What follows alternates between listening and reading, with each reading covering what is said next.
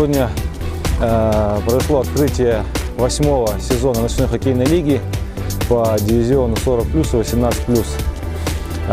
У нас традиционно в ночной хоккейной лиге участвуют по 6 команд в дивизионе 40+ и 18+.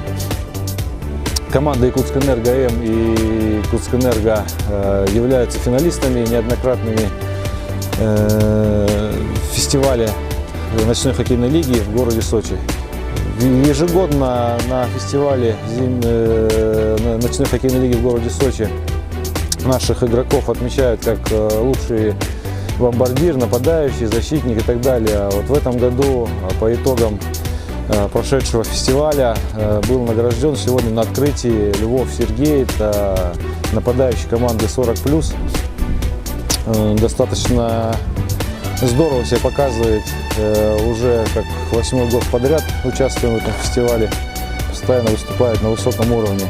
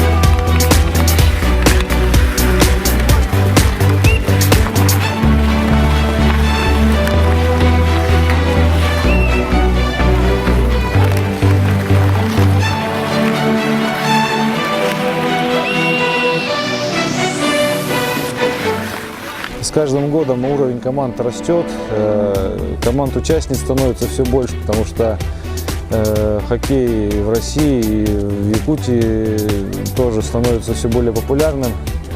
Поэтому с каждым годом пробиться в финал становится все сложнее, но будем бороться.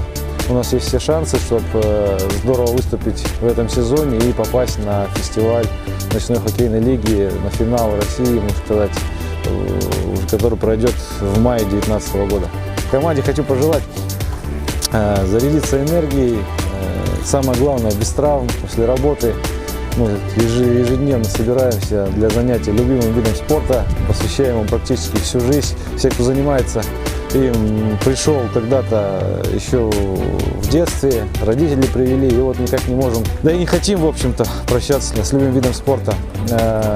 Отдельные слова благодарности хочу выразить организаторам этого турнира. Также отдельно хочу поблагодарить Тарасова Олега Владимировича, это президент Федерации хоккея, за то, что мы имеем возможность выступать вот на открытой площадке, наслаждаться любимой игрой, заряжаться энергией.